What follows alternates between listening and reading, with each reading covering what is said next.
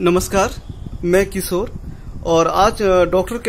Kailash Pandey sir हैं। Sir जिला सचिव हैं भाकपा माली जिला नैनीताल की। तो सर आपका हमारे चैनल में स्वागत है। तो सर हम आपसे कुछ जानकारी चाहते हैं और पहला सवाल ये है कि उत्तराखंड की जो छवि है बाहर अन्य जो राज्यों में, वहां पर ये कहा जाता है कि उत्तराखंड देवभूमि है, एक शांति इलाका है, यहाँ पर ज्यादा कोई परेशानियां नहीं है। या विशेषकर जो यहाँ पर जो कहते हैं कि हम जब सामान्य जाति के लोगों से या कई सारे लोगों से जब बात करते हैं कि भी यहाँ पर क्या जाति व्यवस्था समाप्त हो गई है उत्तराखंड में,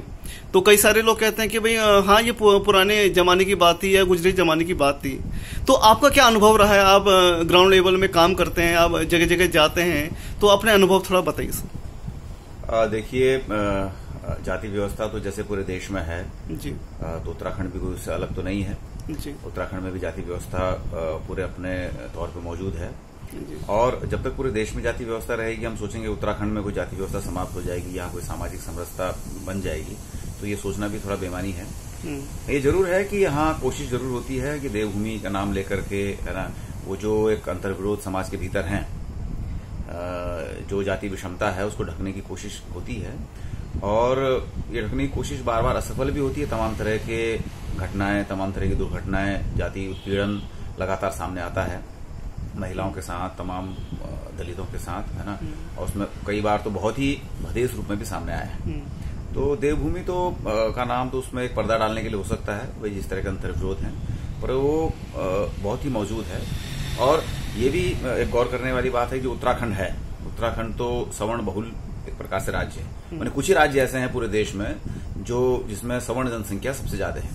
तो ये सवर्ण डोमिनेंस वाला राज्य है, तो इसलिए भी ऐसा लग सकता है बाहर से देखने में कि सामाजिक समरसता है ना, और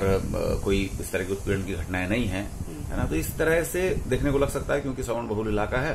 तो बहुत कई चीजें बाहर भी नहीं आ पाती हैं ना, तो इसलिए ऐसा लग सकता है। पर ऐसा कहें कि भाई नहीं है और पूरे देश से कुछ अलग है उत्तराखंड और यहाँ तो कोई जाति विषमता का मामला ही नहीं है, तो हम कई बार देखते हैं। अभी आप देखिए कि यहीं जो कर्मचारी संगठनों ने एक बड़ा आंदोलन किया आरक्षण के विरोध में, है ना, तो आप जबकि पूरे देश, और मजे की बात यह है कि जो कर्मचारी जो आंदोलन हुआ आरक्षण के विरोध में, तो उसमें उन्होंने इस बात की परवाह भी नहीं की कि जो कर्मचारी और लोग हैं जो उसमें दलित कर्मचारी वो भी उनके सदस्य हैं, उन्होंने एक तरफा तौर पे उसका फैसला ले करके आंदोलन शुरू कर दिया कि भाई उत्तराखंड सरकार को, है ना, आरक्षण को खत्म कर देना चाहिए। खासतौर पर प्रोन्नति वाले आरक्षण को लेकर के बड़ा एक आंदोलन चला और उसमें पूरा का पूरा यहाँ का समाज खड़ा हो गया, है ना। भाई किसी ने भी बात नहीं की कि आप ये जो आरक्षण है ये संविधान सम्मत है ना, और ये आरक्षण इसलिए नहीं है कि कोई आपको किसी का आर्थिक उन्नयन करना है, बल्कि सामाजिक रूप से जो पिछड़े हुए लोग हैं, है ना, उनके लिए ये देना जरूरी है क्योंकि अवसर की समानता, है ना, आरक्षण की बुनियादी बात है। तो हम देखते हैं कि भाई ये जो बात है उसमें तमाम सोशल मीडिया से लेकर के तमाम उसमें जिस तरह की पूरी जाति घृणा उभर के सामने आई लोगों की पोस्ट में, लोगों की बातों में, है ना, लोगों के बयानों में, तो उससे साफ स्पष्ट मैंने दिखा, है ना, कि कितने गहरे तक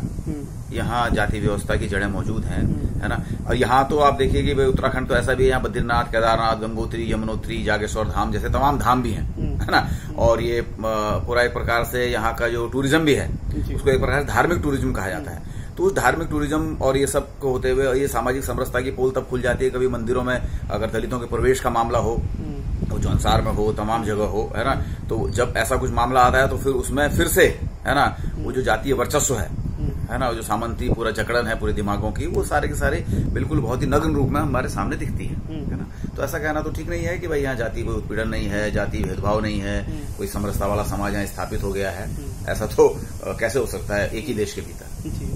तो क्या लगता है सर भविष्य में कि उत्तराखंड में ये जो जाति का रूप है या जो जाति उत्पीड़न है कुछ ये कम किया जा सकता है या इसके कुछ सॉल्यूशन है, कोई उपाय है कि ऐसा क्या किया जाए जिससे ये यहाँ पर आगे से भविष्य में कुछ कम हो इसमें? देखिए, तो कोई अलग से कोई उत्तराखंड के लिए कोई अलग से समाधान, कोई अलग कोई देश तो उत्तराखंड नहीं है ना। तो वही जो देश के भीतर जाति व्यवस्था के खिलाफ लड़ाई चल रही है ना, इस देश के भीतर जो समानता के लिए लड़ाई चल रही है ना,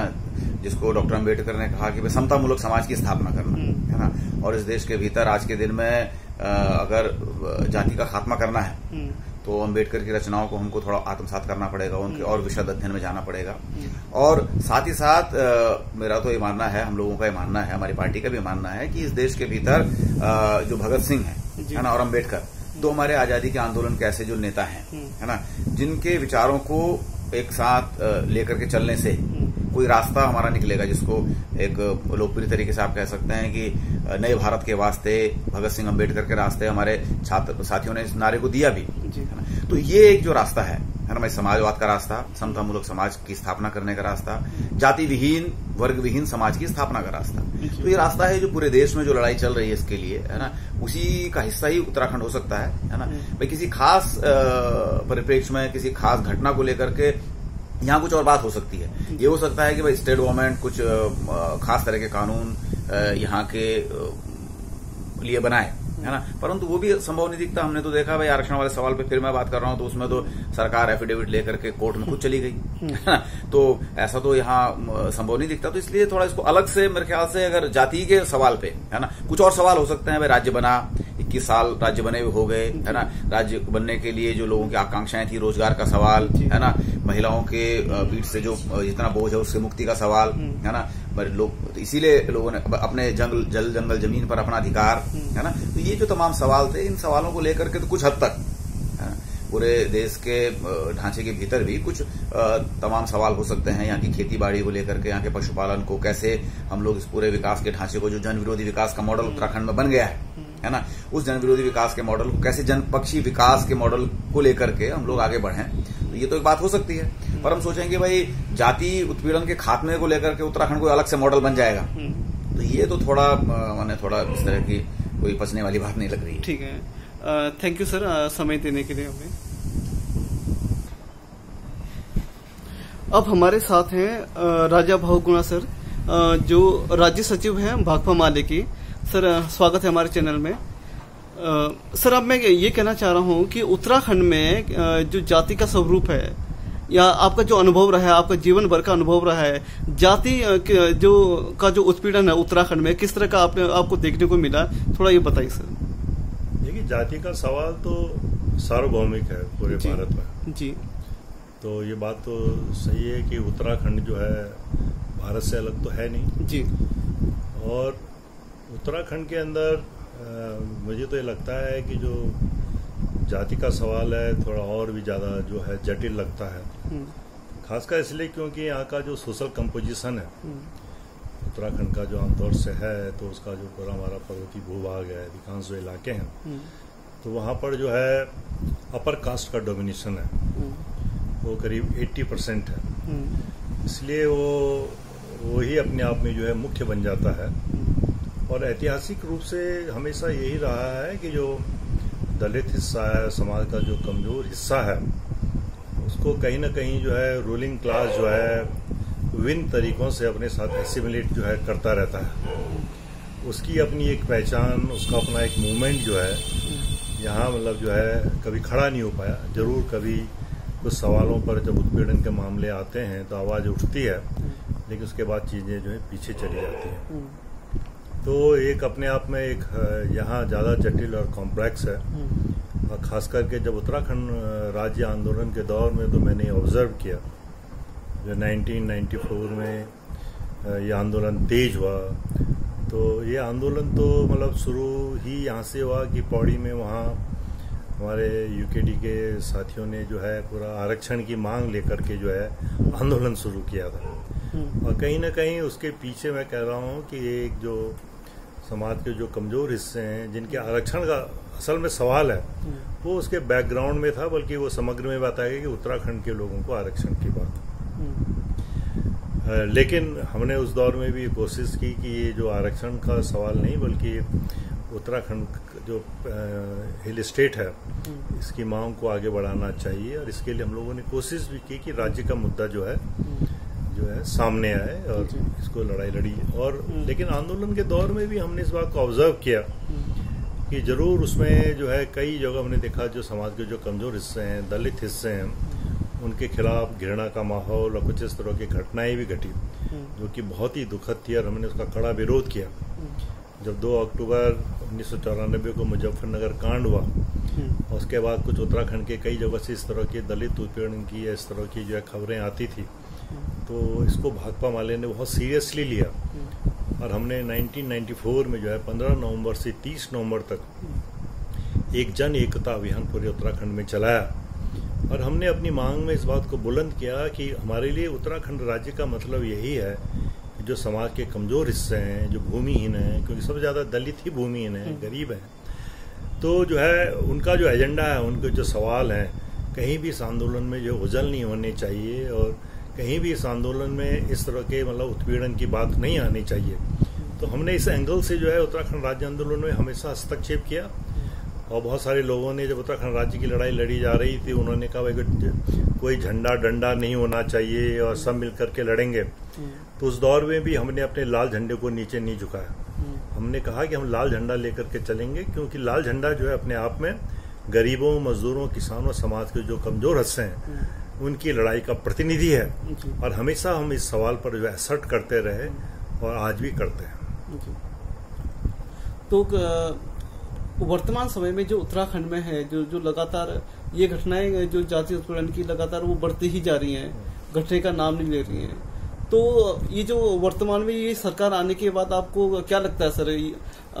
ये उत्पीड़न ज्यादा बढ़ गए हैं या आंकड़े घटे? आपका अनुभव क्या कहते हैं इस पर? जी ना, ये बड़ा दुर्भाग्य हम कह रहे हैं, बात उत्तराखंड की नहीं है। असल में पूरे देश के हिसाब से मैं कहूंगा कि अभी जो सरकार आई है केंद्र में और 2014 के बाद तो एक किस्म से एक डिजास्टर है भारत के लिए, बहुत बड़ी आपदा ही आई है। क्योंकि जो हमारा संविधान था और संविधान में जो ये बात कही गई कि भाई हम भारत के लोग, तो एक ऐसी सरकार आई जिसने तो पूरा शुरू कर दिया कौन है भारत के लोग, हम तय करेंगे। और जो तमाम नागरिकता के सवाल पर जो पूरी बहस लेकर के आई, जिसको लेकर के इतना बड़ा आंदोलन भी देश के अंदर चला, जिसमें बात आई कि भाई जो भारत में रहते हैं भारत के लोग हैं,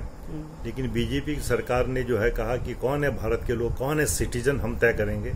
जबकि सरकार को तो लोग चुनते हैं और जिन लोगों ने जो है सरकार को चुना उन्हीं लोगों से कहा जाने लगा कि अब हम तय करेंगे कि कौन है। तो ये डिवीजन तो बीजेपी की ओर से शुरू हुआ है और ये बड़ा ही दुर्भाग्य है कि ऐसे लोग आज सत्ता में हैं जो लोग कहीं भी आजादी की लड़ाई में शामिल नहीं थे। इस बात को मैं पूरे दावे के साथ कहता हूं कि आजादी की लड़ाई का एक भी नायक भाजपा आरएसएस के पास नहीं है जिसे वे कह सकें कि हमारे आदर्श ने आजादी की लड़ाई में हिस्सेदारी की। ले देकर के एक ही नाम आता है, वीर सावरकर का नाम आता है। अब पूरी दुनिया जानती है कि वीर सावरकर ने जो है बाद में माफी मांग ली थी अंग्रेजों से, जो है वो पेंशन लेते रहे। तो ये बड़ा पैराडॉक्स है, ये बड़ा दुर्भाग्य है कि आज ऐसी सरकार है जो कि संविधान की पूजा करना की बात तो करती है, लेकिन देश में जो पूरा चला है मनुस्मृति के हिसाब से जो है कहीं ना कहीं देश को संचालित किया जा रहा है। और जब से बीजेपी सरकार आई है तब से दलितों पर, महिलाओं पर, समाज के कमजोर हिस्सों पर हर तरह का, या अकलियत के लोग जो है, माइनॉरिटी के लोग हैं, उनका उत्पीड़न जो है बहुत ज्यादा बड़ा है। और उत्तराखंड क्योंकि एक अपर कास्ट डोमिनेटेड एरिया है, तो ये बड़ा बीजेपी के लिए अपने आप ही एक फर्टाइल जो है लैंड बन जाती है, जहां वो अपने एजेंडे को बढ़िया ढंग से जो है लागू कर पाते हैं। लेकिन मेरा ये मानना है कि उत्तराखंड का जो भला है, या उत्तराखंड राज्य की भी जो परिकल्पना थी, या जो शहीदों का भी सपना तब पूरा होगा जबकि वास्तव में उत्तराखंड के जो हाशिए पर जो आदमी है, जो अंतिम पंक्ति में जो आदमी खड़ा है, जो हाशिए पर खड़ा है, उसकी बात सामने आएगी। और उत्तराखंड के लिए आज भी ये अम्बेडकर के शब्दों में मैं कहूं, जैसे वो कहते थे, या हम भी ये कहते हैं कि सबको शिक्षा, सबको काम, सबको स्वास्थ्य सेवाएं ये हासिल हों, ये आज उत्तराखंड का ये भी एक महत्वपूर्ण जो है एजेंडा है। और उत्तराखंड के नौजवानों से भी मैं कहना चाहूंगा आज के दौर में कि देखिए, उत्तराखंड के अंदर जरूर जो एक लड़ाई लड़ी गई, लेकिन एक वैचारिक राजनीतिक जो स्पष्टता है उसका हमेशा से अभाव रहा है। उत्तराखंड में चीजें तब बदलेंगी जब यहाँ साफ रूप से एक वैचारिक राजनीतिक दिशा के साथ जो चीजें आगे बढ़ेंगी। इसके लिए जरूरी है कि हम बार बार कहते हैं कि यहाँ की जो विरासत है, कामरेड नागिन सकलानी, चंद्र सिंह गढ़वाली, ये हमारी विरासत है, इससे हमें सीखना होगा, कम्युनिस्टों की जो विरासत है। और हमें विचार के रूप पर जो है अम्बेडकर को मुझे लगता है समझने की बहुत जरूरत है। उत्तराखंड में मैं देखता हूँ हमारे बहुत सारे लोग हैं, हमारे दलित बैकग्राउंड के भी बहुत साथी लोग हैं, बड़े लोग हैं, हैं, इंटेलिजेंसिया के भी लोग हैं, तो अंबेडकर को भी यहीं तक समझ पाते हैं कि भाई जैसे कुछ आरक्षण की बात तक, जबकि अंबेडकर तो समग्रता में समझना चाहिए, वो तो पूरा सामाजिक परिवर्तन की बात करते थे। और उत्तराखंड में मतलब बदलाव के लिए भी बहुत जरूरी है कि जो ऑपरेस्ड